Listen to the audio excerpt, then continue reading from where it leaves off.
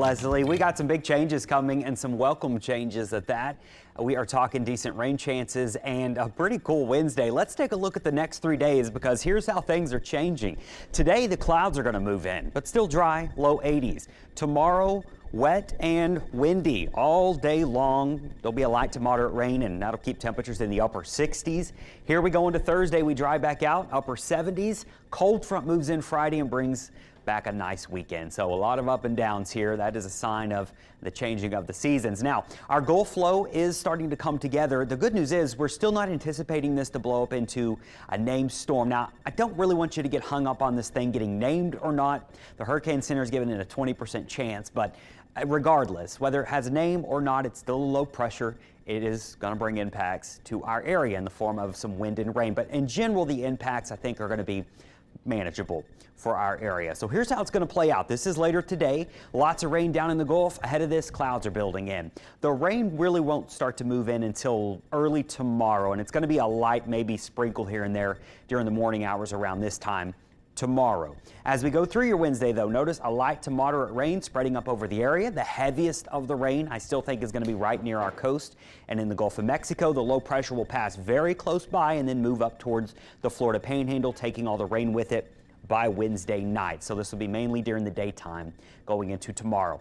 Here's what to expect, parish by parish breakdown. Let's start on the North Shore. This is where you're going to see minimal impacts. I think, and honestly, the rain totals are not looking all that impressive anywhere north of our lake. From Tangi, Washington to St. Tammany. This is during the day Wednesday. Rain, maybe half an inch up to an inch would be on the high side. Winds 10 to 20 mile per hour with maybe an occasional higher gust. That's the North Shore. Here in the metro area, maybe 1 to 2 inches of rain. That's manageable if it's spread out all day. 15 to 25 mile per hour sustained winds, gusting 30 to 40, especially right here on the lakefront. It'll be a north and easterly wind, so waves could be crashing here on the South Shore, especially in the Wednesday afternoon and evening. As we go out to the river parishes, not a whole lot of rain either. Half an inch to an inch of rain, 15 to 20 mile per hour winds, nothing too dramatic for our river parishes. But bayou parishes, that's where you start to pick up a little bit more rain, 1 to 3 inches, especially closer to the coast. Minor coastal flooding for those coastal areas and gust over 40 miles an hour, especially Port Fourchon and into Grand Island. Some models even have gusting over 50 down near Grand Isle. Same thing for the mouth of the river here and eastern St. Bernard, 2 to 4 inches of rain, gusting over 40 miles an hour Wednesday afternoon and Wednesday evening. Minor coastal flooding as well, especially for those east-facing shorelines. That also includes up into Hancock County, the east-facing shorelines, some water getting pushed in there. Rain totals for South Mississippi don't look all that impressive either, maybe up to an inch in a few locations. So overall, we're not expecting major impacts for the North Shore. Here in the metro, no major impacts either, but higher rain totals, especially the closer you get to the Gulf of Mexico.